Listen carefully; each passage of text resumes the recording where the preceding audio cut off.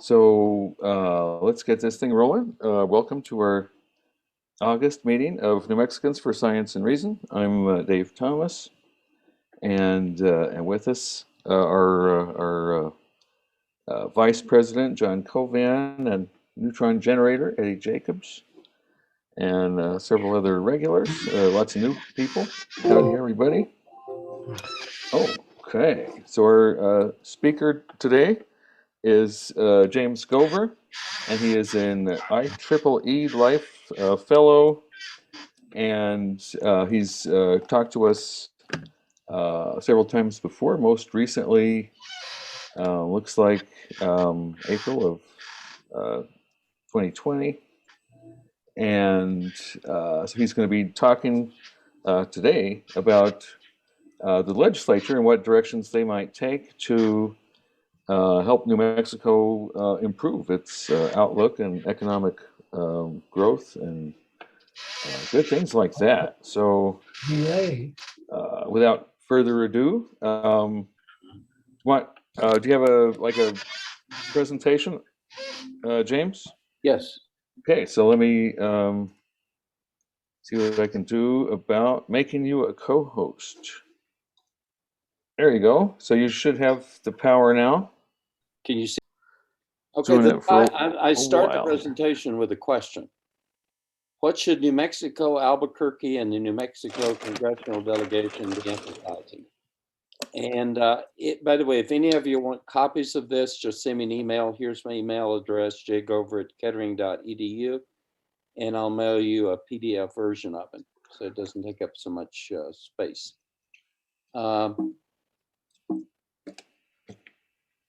So the answer to the question is, they need to all be promoting New Mexico private sector economic growth because, as I'll show you in a few minutes, we are substantially lagging the rest of the country, and we are in particular lagging the economic growth of our neighbors. So how do we do this? There's a list of things here that I've mentioned that I'm going to discuss in more detail. Some of them that I'll hit on in a little more detail is emphasize strategic planning for New Mexico. That's currently going on. I suggest we need to, the Biden administration and the Congress are passing legislation supporting trillions of dollars of funding. Most recently, the infrastructure bill approved 1.2 billion in funding.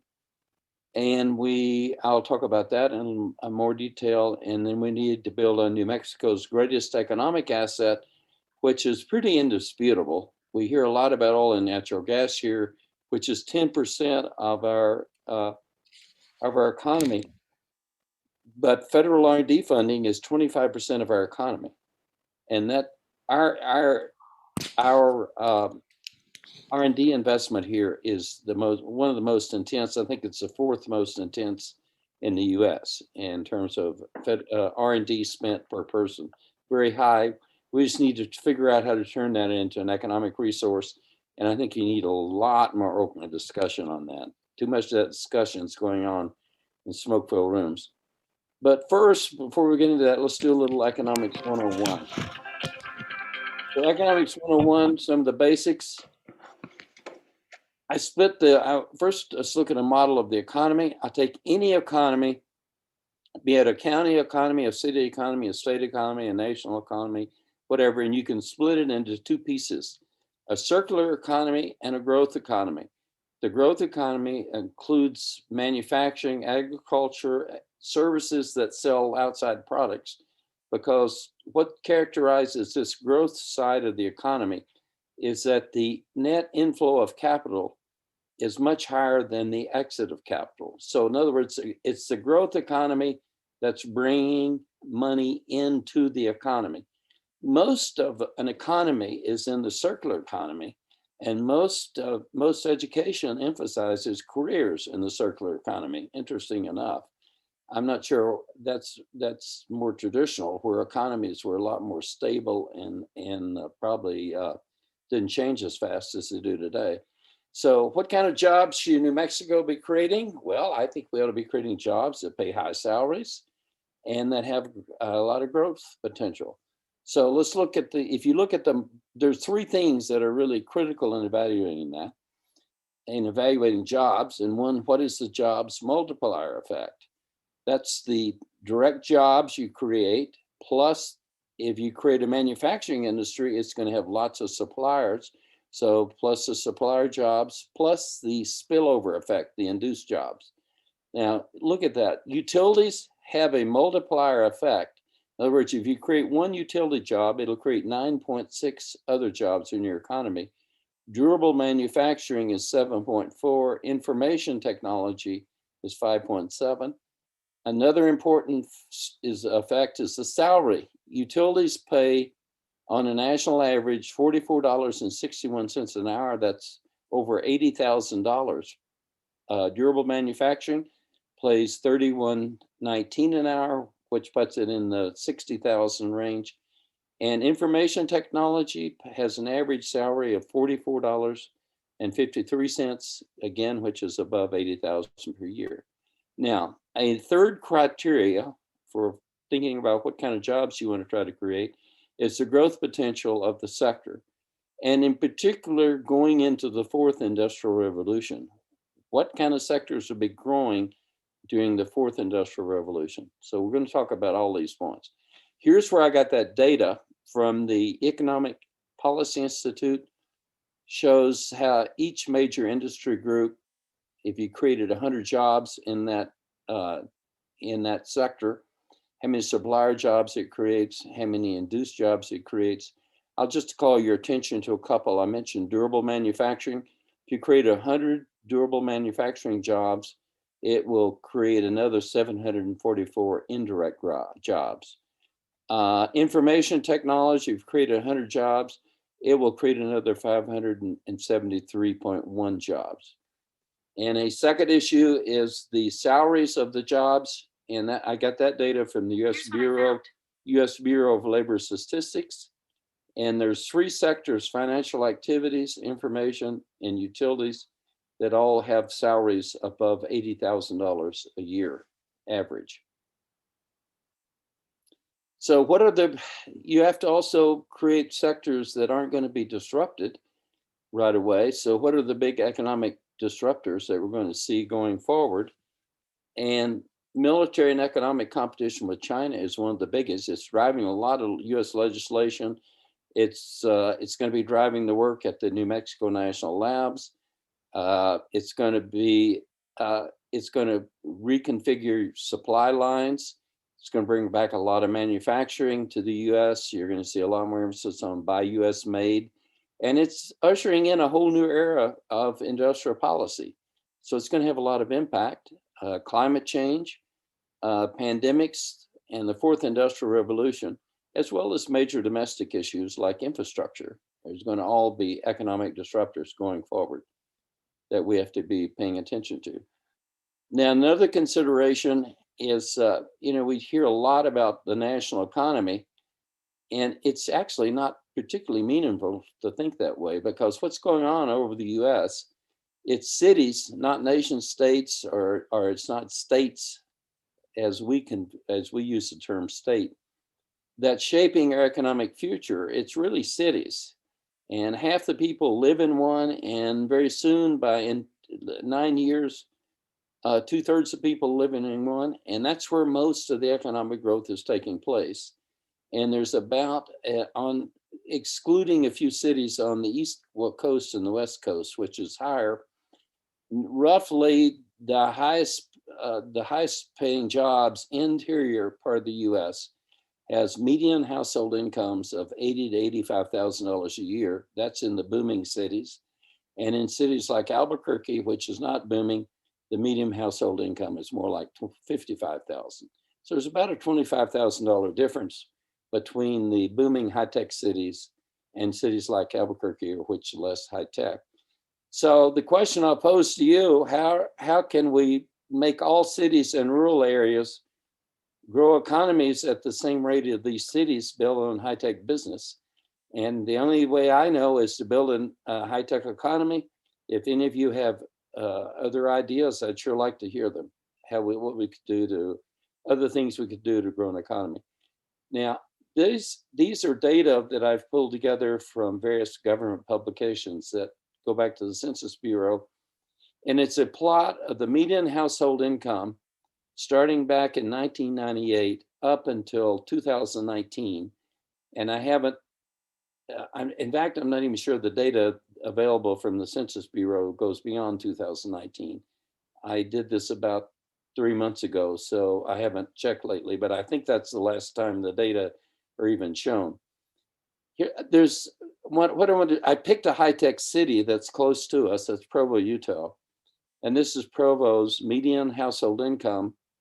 And what I want you to notice that it had a very slight decline between 1998 and 2014. And then in 2014, like all economies in the US, all the cities, everything started to grow. Now I want to contrast that with two other observations. Here's Bernalillo County, the red curve, and the blue curve is the US. In 1998, the median household income in Albuquerque was exactly that of the US. The Albuquerque, however, underwent quite a bit of decline. And in fact, even in 2019, they still were not back to their 1998 level. I would say my assessment of Bernalillo County is it's not providing the state with the leadership it really needs. If you really look at most states, it's their big cities that are driving their economies and pulling their economies up.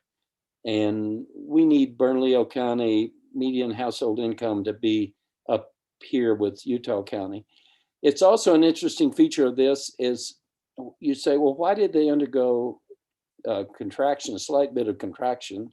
In some cases, more than a slight bit.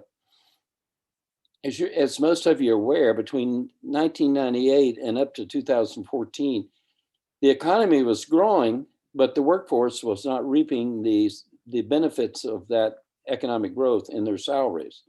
And that turned around in 2014, and I'm not sure what happened, but the last 2 years of the Obama administration, there was growth in median household income, and then throughout the Trump administration, there was a growth in median household income, and I think that's continuing. Another point I want to make on this slide is if you compared all these curves, what you'd notice is that Utah County, Utah, which is the county where Provo is located, first of all, it's up to $80,000 now. That's about what Austin, Texas is. That's about what Raleigh, North Carolina is. Other high-tech cities around the US, in the interior of the US, are all up about that 80,000 level. Bernalillo County and Albuquerque is like a lot of stagnant cities throughout the Midwest that just aren't growing very fast. But an interesting feature to me of Provo, or Utah County, was the fact that it underwent such a little decay from 1998 to 2014. And what this reflects is the fact that in Utah, at least in Utah County, the workers were experiencing the benefit of the economic growth that was taking place. In other words, it wasn't just growth in investor incomes, it was the workforce was benefiting from the economic growth. And that should not be surprising because it turns out Utah has the lowest income inequality in the US. So that's probably more than I need to say about that, but I'm fascinated with that data. All right, let's look at Economics 102, and that is that technology innovation is what really drives economic growth. We look at a few sectors here since 2008 to 2020 and see which sectors market value are growing the fastest. Information technology has gone from about 16% of the market valuation in 2008 up above 25% now. Healthcare has increased from what, like 12.5% up to 15%, much more slowly than information technology. Real estate has undergone major decline. Energy and materials are pretty flat in terms of their fraction of their market evaluation. I mentioned earlier that Congress was very sensitive to this economic and military competition with China, and they just passed a bill in the Senate called the United States Innovation and Competition Act of 2021. It says 1260. On page 80, they list these 10 technologies that they want to make sure the US remains competitive or ahead of China in those areas. And this is a list of those. Notice on all these lists, the first thing that shows up is artificial intelligence. And it's because artificial intelligence is becoming so ubiquitous. It's getting to, you know, we teach kids English all through school. And we teach them arithmetic. It may well be that we need to start teaching them artificial intelligence and the thinking that goes into it at a very early age in school. In fact, Intel's got a VP helping university and a school system in Australia do just that. Here's another illustration of the impact of technology. This is a plot showing the changes in GDP per capita for three countries, Germany, Great Britain, and China, and the entire world, from very early times, 1600s. And you see the slow growth, the world not growing much until the mid 1800s. And that's when, of course, Great Britain and Germany took off growing. China staying flat, not doing very much until the 1950s. And much of that growth is attributable to electronics and information technology growth in the country. And then the fourth industrial revolution, which I'm going to talk quite a bit more about, will probably accelerate that growth by a factor of 10, because it's going to create a much more technology dependent economy. Quarterly funding for artificial intelligence is worldwide in the first 2 quarters this year is about $30 billion. There's immense money being pumped into it. The largest spenders of the US so-called FANG companies are FAM companies, because Microsoft is also investing large amounts in artificial intelligence. Industry sectors where VCs, venture capitalists, are investing the most in the second quarter of 2021. Very interesting. Financial technology is really getting massive investment. These two bars show the the worldwide investment in financial technology for the last 2 quarters. It's up to about, in the last quarter was 33.7, but I want you to notice how it's accelerating and growing. E-commerce is also getting increased attention from venture capitalists. The second quarter of this year, there was 16 billion of VC money invested. Cybersecurity is getting a lot of play, 6.7 billion investment. It's been growing for 3 or 4 years now after being somewhat static up until, through 2020, it was mostly static. The fourth quarter it grew. Digital health, about 14 billion. But these are the sectors, the reason I show these are the sectors that the people with the money who invest in ventures, most startup ventures, these are where they're putting their money. And I know they do really good studies, and it's important to me to understand what they think is the next thing, the next big thing that's going to create the most jobs and perhaps create the most investment opportunities for investors as well. McKinsey and Company, a company for whom I have incredibly high respect, they do a lot of studies that are funded by companies, and I take their work pretty seriously. And they've just this year published a document on that's called The Top Trends in Tech. And I worked with their executive summary. And I want you to look at this column right here so you can kind of see what they think is going to be coming down the pike is going to be the big thing. Industrial IoT, Internet of Things. IoT is Internet of Things. Robots, cobots, digital twins, 3D, 4D printing, 5G and Internet of Things connectivity. Among those is autonomous vehicles, which 5G is really needed to give them the safety they need to be successful. Cloud and edge computing, already huge investments in cloud computing. In fact, that's what's propelling. It's cloud computing that's caused Amazon to make so much money, as well as Microsoft. They're doing very well in that area, and cloud computing's revenues are growing about 30% a year. Next generation computing, quantum computing, ASICs, applied artificial intelligence, computer vision, natural language processing, speech technology.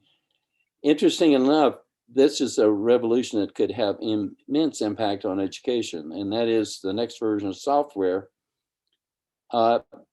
There's software is undergoing dramatic change, and in terms of the writing and how its complexity. And supposedly it's going to get easier to write, and programmers will be able to develop program in a much shorter amount of time.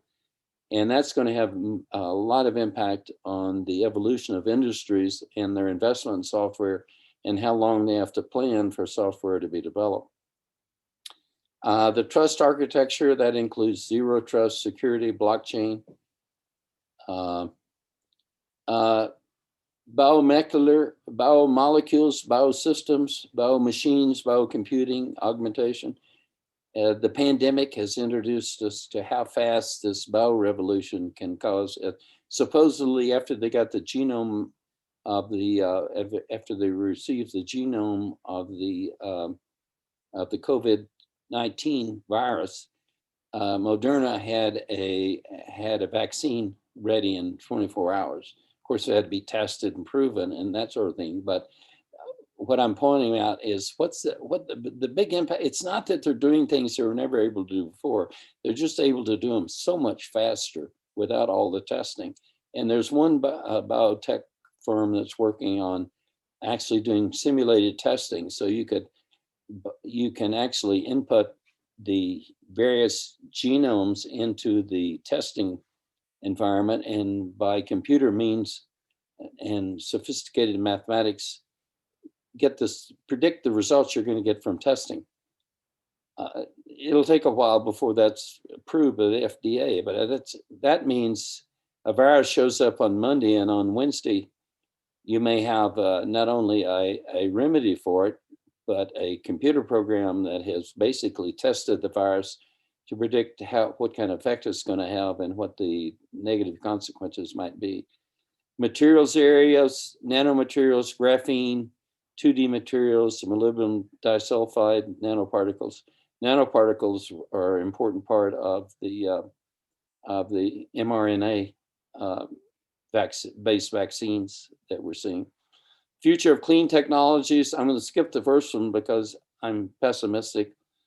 But smart distribution and monitoring for sure. Battery storage, carbon neutral generation, carbon neutral energy generation. And under that, I would lump fuel cells. And all these various technologies are going to interact together in some very complex ways that we can't anticipate. But the thought is it'll lead to entire new business models and much more innovation, because the innovation will be taking place at the intersection of these various disciplines. Now, the fourth industrial revolution, I've mentioned it, so let's talk about it a little bit. The first industrial revolution used water and steam power to mechanize production. The second industrial revolution used electric power to create mass production. The third industrial revolution used electronics and information technology to automate production. So what in the world is the fourth? It's really, one way people have said it, it's the third industrial revolution on steroids. It's characterized by two differences. One, everything is really fast moving. So the rate of change in the fourth industrial revolution is much more rapid than the rate of change in the third industrial revolution.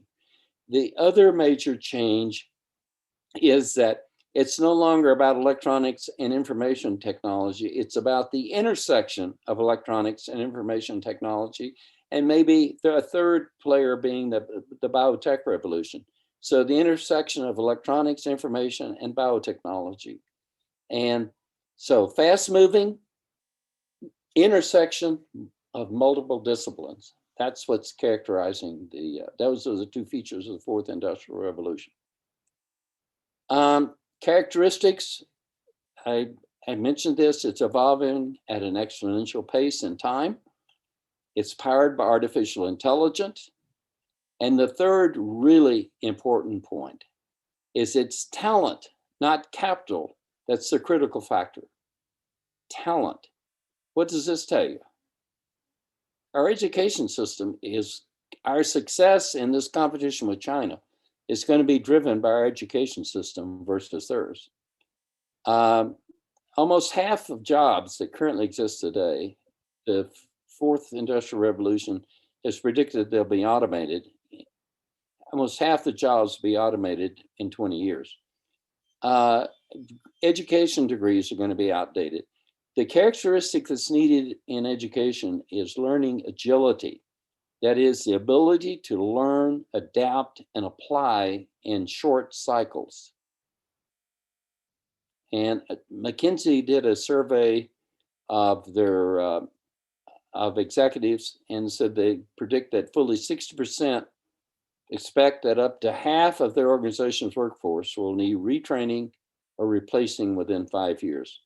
So this, how to keep the workforce up to date is going to become an increasingly big issue in education circles. Core skills, and this is, I've cited 3 references here, and I could have cited several more. I just didn't want to use all the slide for references, but they're pretty consistent. So I worked through these various references, and these are the ones I pulled out. Critical thinking, people management, judgment, cognitive flexibility, knowledge production, management, complex problem solving, the ability to collaborate with others and work in teams. So communication skills, collaboration skills, and digital literacy are the core skills that everybody's going to need. Now, here's what I want to pose to you. I realize the internet has given voice to a lot of people we really just soon not be hearing from.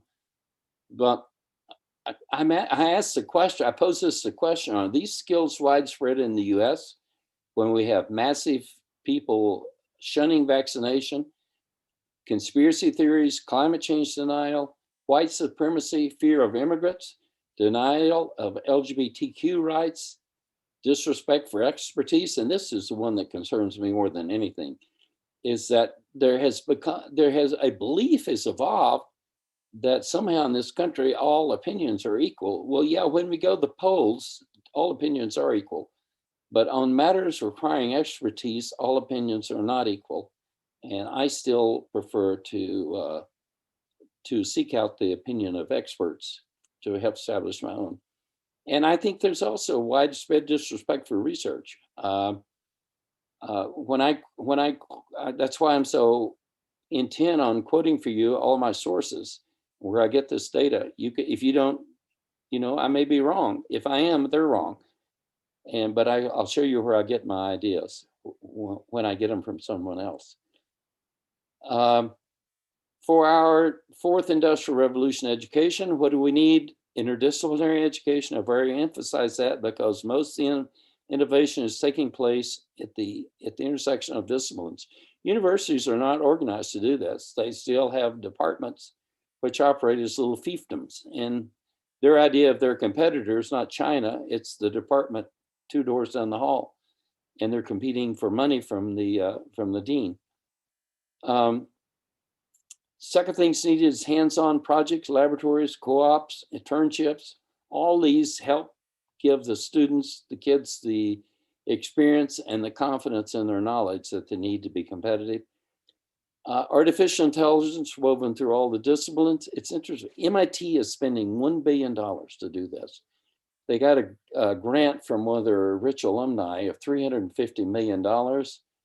Other alumni chipped in another 150 million, and the university's come up with another 500 million, come up with $1 billion to build artificial intelligence throughout their education, throughout their courses, their curriculum. Interested, Carnegie Mellon's doing something similar, but not as massive a scale as MIT. Working in teams is another quality of fourth industrial revolution education. It's got to be accessible to all. We got to figure out how to not make an Ivy League quality education accessible to just a few rich kids whose kids score 36 on the ACT scores and they're expert debaters and etc. Got to figure out a way to make that high quality education accessible to all of our kids, as well as our workforce, because I see education as a cradle to grave experience, and we stop educating ourselves right before we die. A lot more emphasis on lifelong learning by certification and retraining. Frequent curriculum updating. I mentioned that earlier, not once every 10 years, but literally do it on a constant basis. And then the other thing is figuring out how to use a lot more education technology in the classroom today. Gaming, mixed reality, simulation, distance learning. These are all important, have to be pulled into the classroom. I've worked with a prof from the school where I taught. We've been talking about how do you build a fourth industrial revolution economic ecosystem. And we both agree that entrepreneurship education is a critical part of that. But you don't just go teach a course on entrepreneurship. Again, entrepreneurship is like artificial intelligence in that you need to incorporate it throughout your curriculum. Secondly, educate the workforce in fourth industrial revolution technologies, particularly artificial intelligence. Now, this was something he came up with that I think is a very clever idea. Once you build the education capability and you're starting to educate students, then the faculty go work with existing local companies to help them bring fourth industrial revolution technologies into those companies. So now you've got your education system pumping out kids that are well educated in the technologies, presumably also educated in entrepreneurship, and you've got local companies using. So at that point, you should also place emphasis on promoting, nourishing, and growing high-tech startups. Look for spinning out entrepreneurs out of your own, looking out of the educational institutions. Look at supporting local entrepreneurs. Attract successful high-tech entrepreneurs in other cities to move, and attract entrepreneurial high-tech immigrants directly and through education programs. There's two ways to do that. The city of Albuquerque, for example, could sponsor 2 or 3 H-1B students who wanted to, from China or India or wherever, who wanted to come to the US and start a company, and they could give them pay them a salary, sponsor them on H-1B visas, and then local education programs could attract students from China, Iran, Middle East, wherever, to study here. And once a kid studies here and they've learned and want to start a high-tech company, my thought is they ought to give them a fast track to a green card, not even have to go through an H-1B phase. Okay, then we need, at that point, so look at it this way. At that point now, you've got kind of a cauldron of high-tech grads and educated people. You got it spread into your existing companies. At that point, the high-tech firms will start looking at you and say, hey, we like that workforce there in Albuquerque. We want to get some of that to help us. So they move in. But from all the studies I've read of McKinsey, it's very important to not get the cart before the horse and try to attract the company until you've got the high-tech workforce available there that the company needs. And so the result of this is a high-tech economic ecosystem. Comments. I put this on because of my talk is so emphasizing technology. I thought, well, gee, I'll take a look at what is it called? Why is it entrepreneurs the failure rate of entrepreneurs is so high? And I found a study done by CB Insights, I think on 110 failed entrepreneurial projects. And it's interesting that 38% of them fail because they ran out of money, and 35% of them, so that's, 73%, almost 3/4 of them fail because there was either no market need for their product or they ran out of cash, and that's a management failure. And if you look at all these failures, most of them are management failures. So, I mean, right away, that tells me that that the management dimension of entrepreneurship education has probably got to be the tall pole in the tent. Maybe part of these, that 20% that got out competed was due to technical failures or team failures. Maybe they lacked certain technology in the team failure, or the product was poor because it wasn't technically didn't have the proper technical skills working on it. But generally, I think this list kind of hits you right between the eyes. You see, hey, the big challenge here is teaching people how to manage entrepreneurial endeavors. And of course, the venture capitalists, they don't pick their investment. They pick their investments not so much on the technology as on who's in charge. How many companies have they started? What's their success rate? What's their failure rate? What they learned from their failures? And of course, one of the core values of entrepreneurship is the willingness to accept failure and overcome it. So failure is something entrepreneurs have to live with.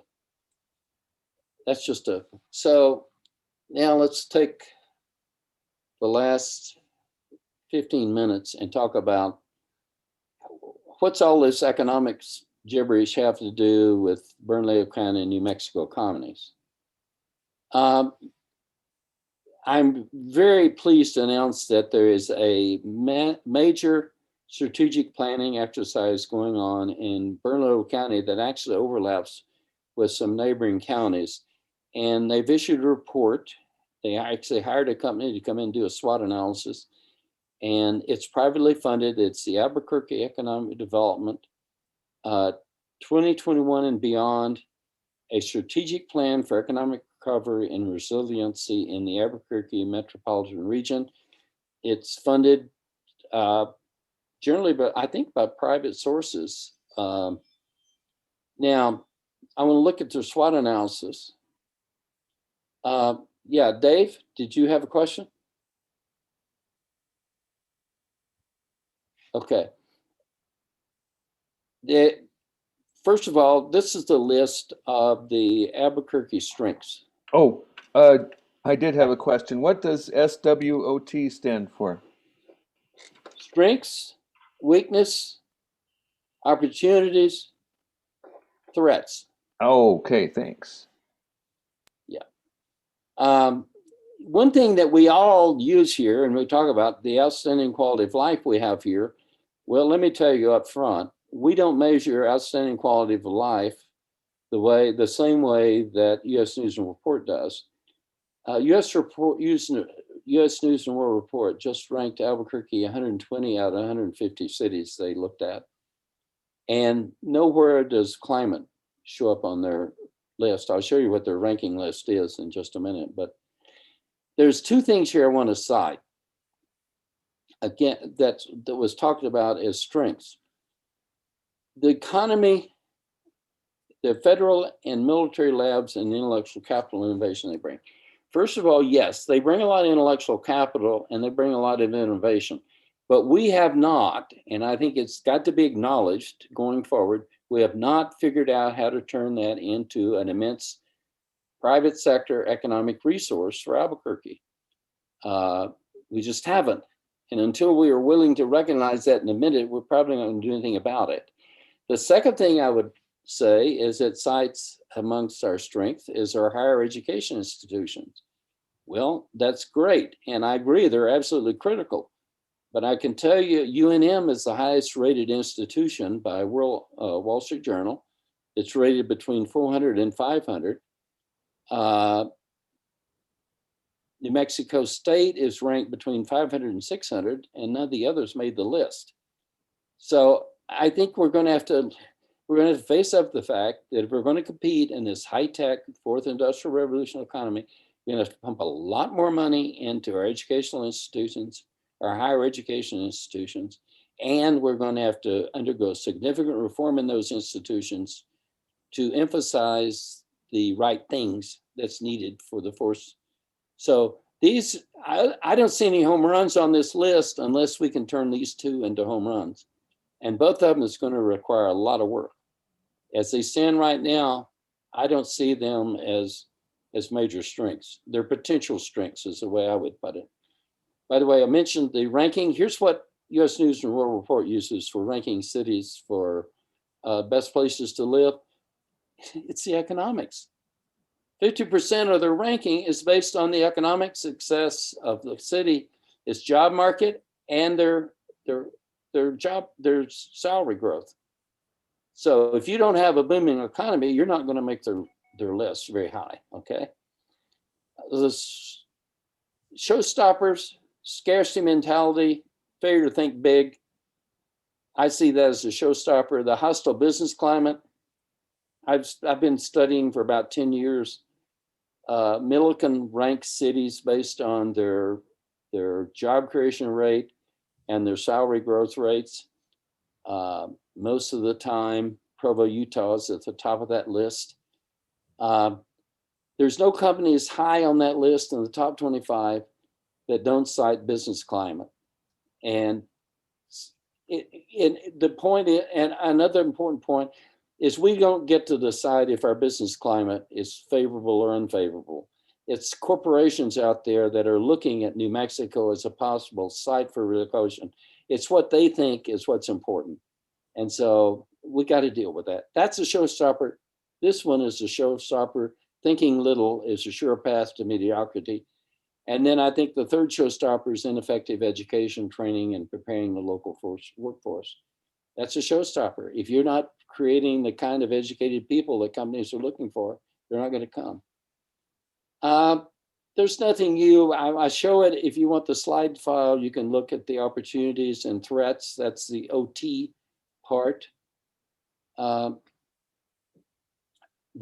group here that's doing the strategic planning has picked 6 areas that Albuquerque should emphasize going forward: aerospace, biosciences, renewable energy, digital media and film, corporate and professional services, and manufacturing. I have no bone to pick with any of those. I do think, however, you're going to need a strategic plan for each industry sector because you won't go about growing these the same way. They're going to be different. You're going to have unique capabilities. All these are totally separate issues. And if you can figure out how to integrate some of these together and cross-link them, it would be a real step forward. The state of New Mexico, I'm also happy to report, also has a major strategic planning exercise. I'm really looking forward. I'm following that. They have 9 candidate industries on their list. Several of them overlap with Albuquerque, and several of them overlap with the list put forward by the U.S. Senate. So the list is a little long, but I have no bone to pick with any of these. They're all going to be important going forward. The concern I have is the list is so long, it's going to be hard to build an industry cluster unless we'll get a little bit more focus. So what's missing from these federal planning efforts? Well, I think what I see missing is we need a stronger role for the federal R&D funding that's coming into the state. It's the biggest and most important driver of our economy right now. It's 25%, as I've said multiple times. we have to build a plan. So that's missing. I haven't seen that in either the state or the Albuquerque plans. I've not seen any attention given to the fourth industrial revolution. That means you'll tend to think about business in last year's terms. And once you recognize the fourth industrial revolution is something that you're going to have to respond to, you'll probably underappreciate the role of advanced interdisciplinary technology in job and business disruption. There's entrepreneurship has been underemphasized. We have to build an entrepreneurial economy because it's entrepreneurs that companies are wanting to hire to come work for them.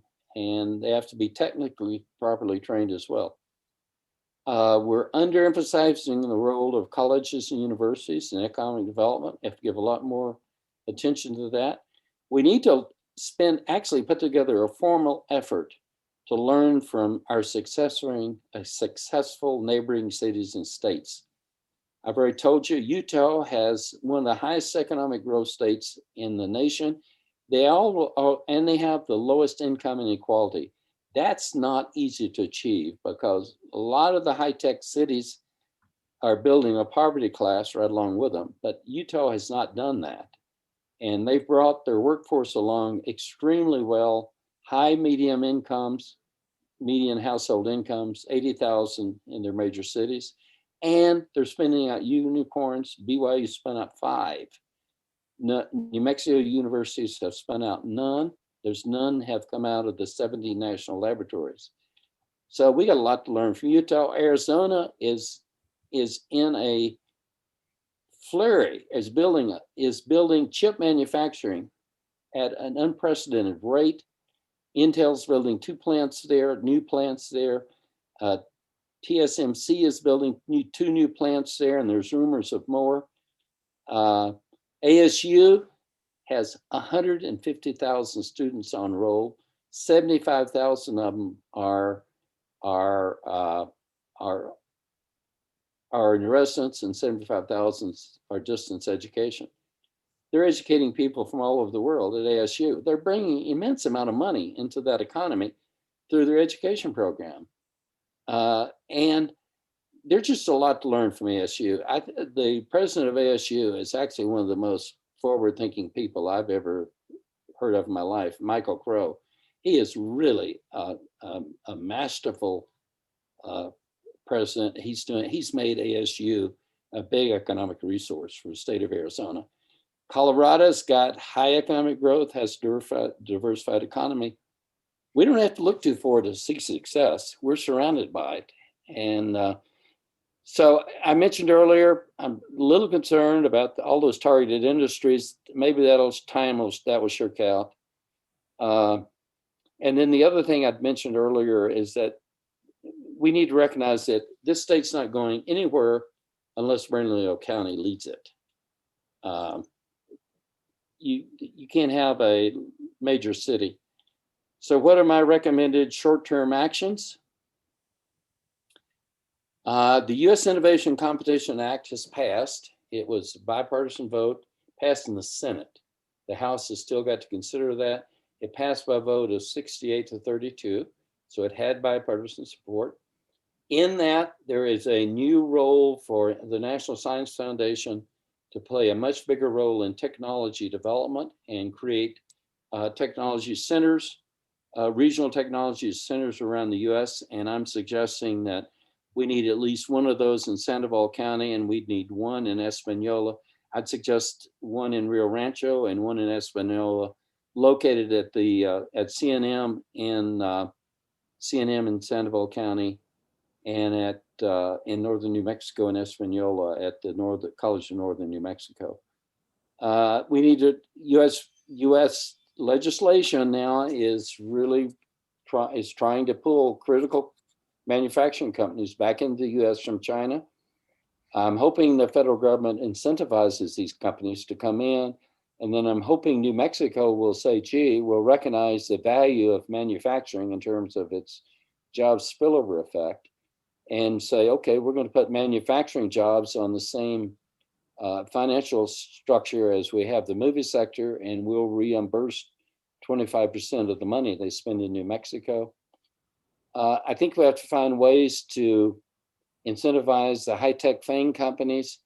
Maybe if they back off on if the federal government would back off on the regulatory pressures regarding antitrust and data privacy, and in trade-off for that would be these companies would expand their R&D facilities into slow growth states like New Mexico. And I'd say R&D facilities because Amazon will build a distribution center here, but it's going to pay about $15 an hour. And I'd like to see them create some of those $40 to $50 an hour jobs here. Assist local universities with high-tech curriculum development. That's another expectation I would put on the FANG companies. The $1.2 trillion federal infrastructure climate bill is just passed. And by the way, these two recommendations is not in it. This was a bipartisan bill, and it has passed the Senate now.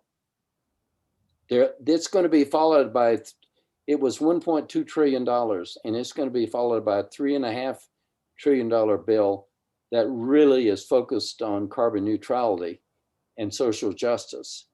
And I'm suggesting that a nice compromise position between the Dems and the Republicans, the Ds and the Rs, would be to say, okay, we'll agree to make Mexico carbon neutral in 10 to 15 years and make it a test site to show what the problems are and that it can be in fact done, as long as the federal government will put up the money. There has been there's been a Defense Authorization Act, and that was also passed in the Innovation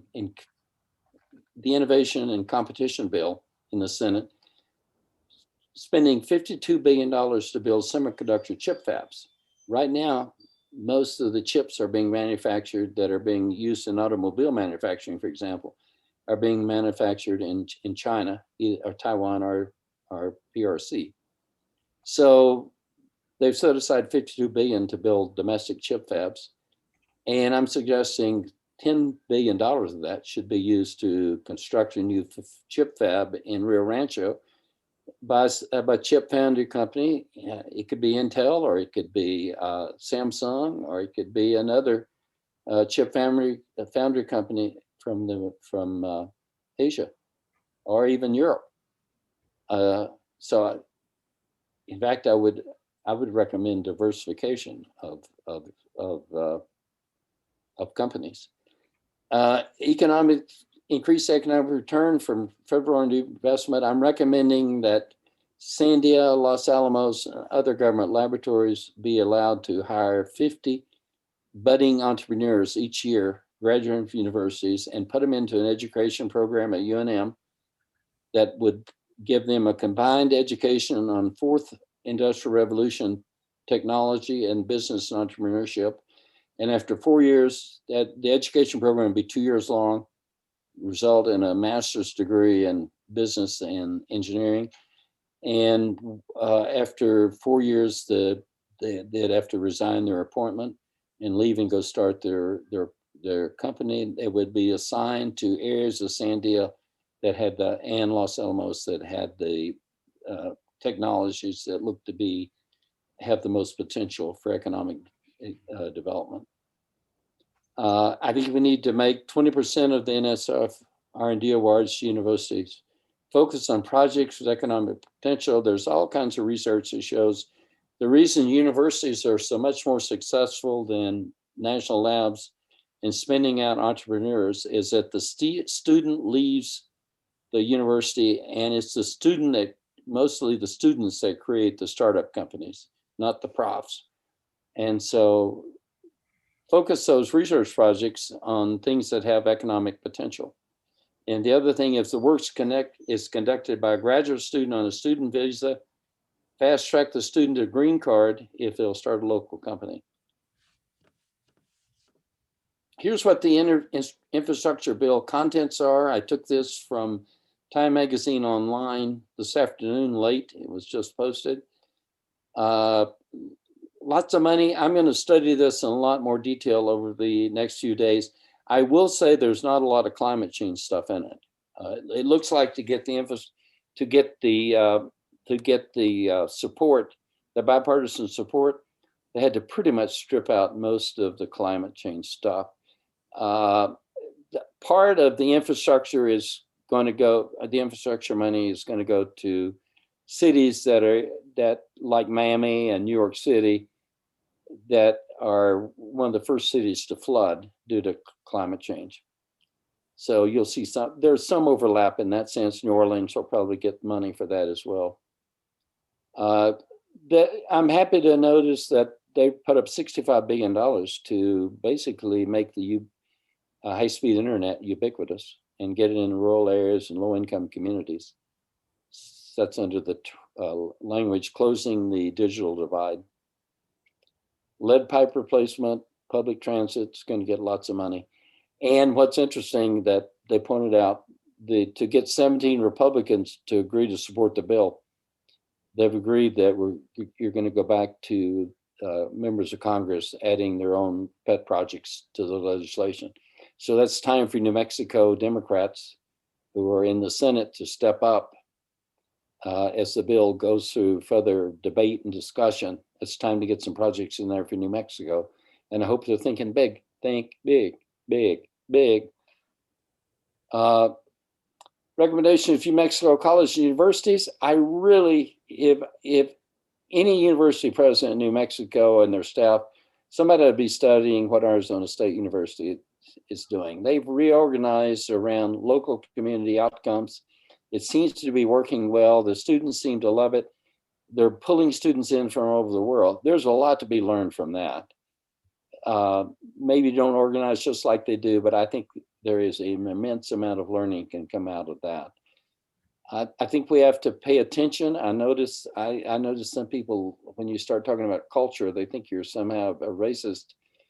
But the truth is, if you study cultures that are highly innovative, if you look at areas that are highly innovative, and they all have an innovation-focused culture. That culture highly values innovation. It highly values entrepreneurship. It highly values lifelong learning. And it's also, to a large extent, influenced by churches. And the way I see it, religion impacts culture, and it's culture that's what drives this economic growth. So we need a lot more research in that area. We have to build an entrepreneurial, innovative mindset throughout all of our universities. Build curriculum based on interdisciplinary topics, and choose topics that drive fast growth. If you look at UNM, for example, 70–80% of its expenditure is in the health sciences. Well, part of that health sciences is circular. I'd say a big part of it's part of the circular economy. There is some of it that's part of the growth economy. I'd like to see the growth economy get the attention. And if we can grow the economy, we can have great healthcare. Develop lifelong learning and interdisciplinary faculty research programs that emphasize these things that the state and the city have said they want to emphasize going forward. For the governor, I think I've mentioned we need to take these NSF technology centers and create 2 in New Mexico, 3 in the southeastern part of the U.S. in high African American populations, 2 in Appalachia for the those are mostly immigrants from the UK. That's their historical, but Scotch-Irish. Most of them are Scotch-Irish. 1 in southeast Michigan in the high density African-American community, and 2 in the Midwest. This is happening. The high-speed internet, the money has been approved. Don't need to talk about that, I don't think. We need to look at recruiting more work from home employees on the coast. They could live here for a lot cheaper. And if they've proved to their employer they're capable of working at home and doing the work, we should put together an effort to recruit them to come here. Corrales is a very nice place to live. Sponsor high-tech immigrants who will start high-tech companies in New Mexico for H-1B visas. I mentioned that before. One thing about the circular economy, companies like high-quality healthcare and they like high-quality education for where they move to, because their employees want high-quality healthcare, their employees want high-quality education for their kids. We need to really take a careful look at that. Now, the rest of this is just data on where the high-tech workers are. What I wanted to point out is there's a perception that to build a high-tech economy, you have to build a workforce of 20, 30% of high-tech workers. Well, that's what San Jose has. They have about 27% of their workforce is high-tech workers. San Francisco is second, and about 16%, 15%. Third is Raleigh, Durham, North Carolina, which is about 11%. But what I want you to notice is all these cities are doing quite well, thank you, economically. They have high-tech entrepreneurial economies and less than 10% of the workforce. So I'm not suggesting you have to turn everybody into a techie. For example, Nashville, where's Nashville? I'll show it on the next slide. Nashville has created a very fast growing, where's Nashville? Nashville has created a high-tech economy. It's on the extreme right. Thank you. Yeah, only 3% of the workforce is techie. But yet they have, if you go back to the other slide, Nashville has the 25% of the high-tech jobs. So you could, it's not out of the realm of thinking. Now, here's what I took the index of growth. Here's an index of growth ranking the entrepreneurship of each metro area. And Washington, D.C. is the highest, and 9% of the workforce is techies. Austin, Texas is second, and 9% of their workforce is techies. So these are the fast growing entrepreneurial cities. San Jose is 27%, but their growth rate is not as high as Austin or Washington. And there's several of these that are doing very well. That's in the 4 to 5 or 6% range. So I think this is doable. And here's where the venture capitalists are investing in which cities. My thought on venture capitalists, I hear that used as a complaint here. We don't have venture capitalists to support our entrepreneurs. And I'm sorry, if the venture capitalists aren't coming, I take that as a condemnation or a statement that our ideas aren't very good. Because my thought is venture capitalists would walk through 1,000 miles of desert sand if they could make a buck once they arrive there. So if we're not attracting them, that's not a compliment to what we're doing. So we need to look at making our entrepreneurs have stronger ideas. Any questions?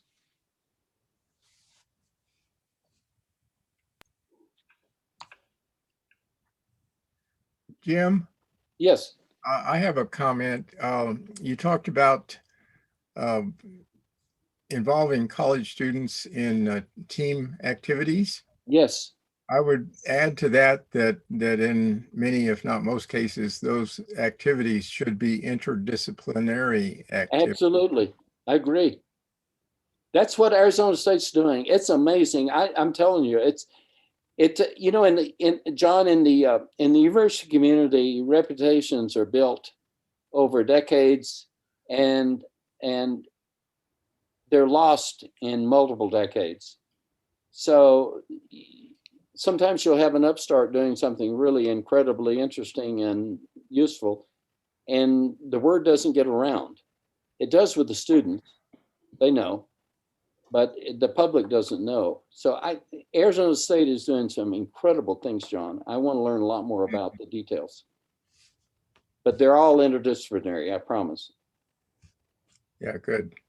And by the way, there's been education studies for the last 20 years saying we need more interdisciplinary education, and universities do absolutely nothing about it.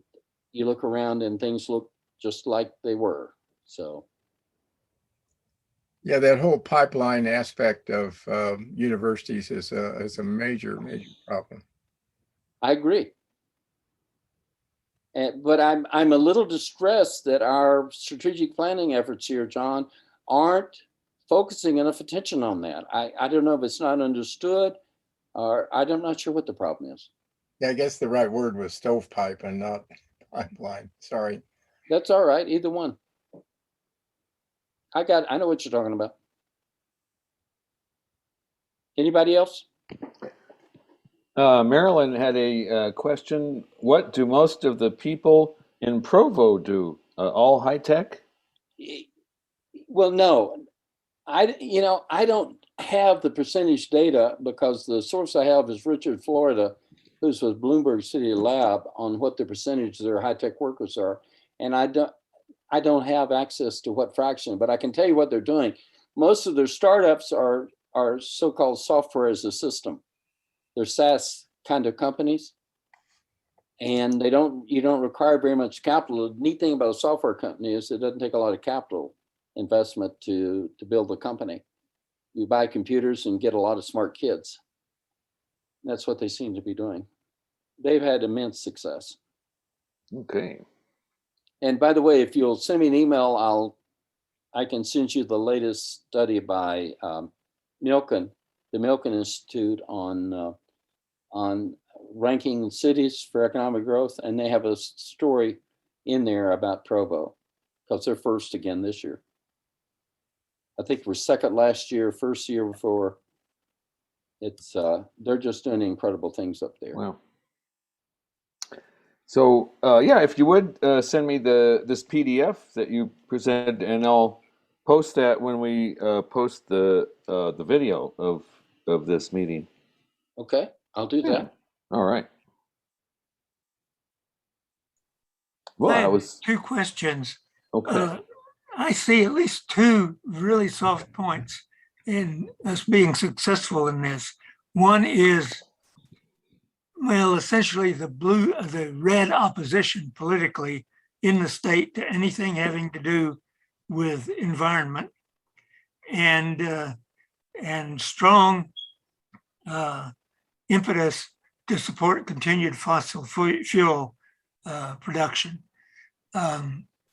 Which is, of course, as you noted, currently a very significant part of our budget, state budget. 40%, yeah, right at it. Yeah, and they will be there'll be bumps in the road to do anything, Yes. I think. The other thing is, and it's more variations on the theme, we're really under the threat on water.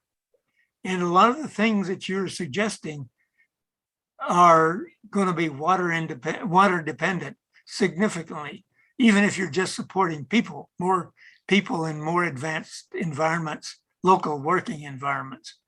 And we're at the sharp point of almost every stick there, because we have some fossil water off on the east, a little bit that may be kind of fossil here in the west part of New Mexico, but mostly it's surface water coming as either in situ rain on the territory of the state, or other precipitation, or through the rivers that arise in the southern, and I emphasize southern, San Juans. And the future for those being as adequate as they are now is dim. I've recommended a couple of times today about getting Dave Gunsler to come on and talk about the water future of I'd love to hear that Mexico. talk. I don't pretend to be an expert on that. Oh yeah, very much so. And in particular, a lot of the rain that we get is from the monsoon, taking out the snowpack in the mountains. And it's kind of not sure what's going to happen.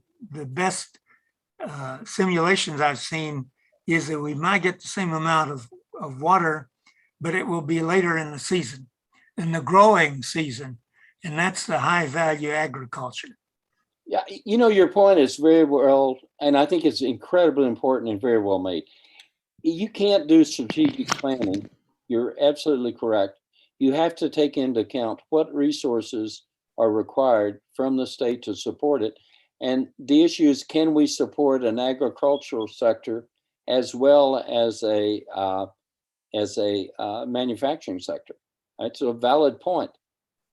Very important. Yeah, and a people sector, because a lot of people yeah. say, hey, them farmers don't need no water. We need it for our city. Of course, then you can ask the follow-up question to them. What do you eat? Yeah. And Yeah, where do by they the come way, from? there's Well, they come from Arizona. there's I was just back in Kentucky on a visit, and there's a company that started they bought a 94-acre tract of land, and they're putting up this monstrous building, and they're going to grow strawberries 12 months out of the year. And they claim they're going to use a lot less water. Of course, Kentucky's got plenty of water, but they claim they're going to do agriculture much more efficient than is being done by the farmers back there. Well, yeah, for specialty, high value specialty crops, you can do that. For the core nutrition, it's going to be hard. Okay. Well, thank you for that comment. I appreciate it. Yeah, Bob and Gwen Mitchell commented in the chat that China is investing in desalination and building plants to sell to yourself from coastal facilities. And Peter Lundman added, without water and food, environmental remediation, shared goals and visions, despite religious and political factions, the best plans will go nowhere. So, how to get to the foundation? That's the most critical problem, he says. Okay. Yeah, by the way, I would also put Israel on the list of doing desalination. Israel is a very arid country, and they're pumping water out of the Mediterranean and desalinating it and growing lots of agriculture there too. Yeah. So is anybody seriously studying the issue of desalination and using solar power or wind power to power it? I know it's inefficient. I understand the physics of the process, but it's not very efficient. Great question. Be a nice research topic. Yeah, and one thing you also have to do with desalination is to deal with the output highly salines waste. And Israel is pumping that back in the ocean. And they're doing that locally, and that's having some effect on the ecology of the Mediterranean on the eastern end. But they're only 10 million population. That's nothing in comparison to what would happen if the US were doing it. Well, yeah, right. Yeah. And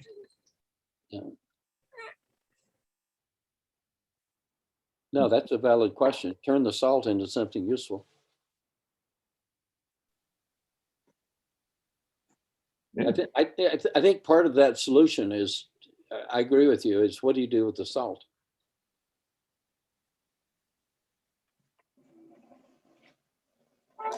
Okay. Well, that was a fascinating discussion. Thanks, Jim. You're very welcome.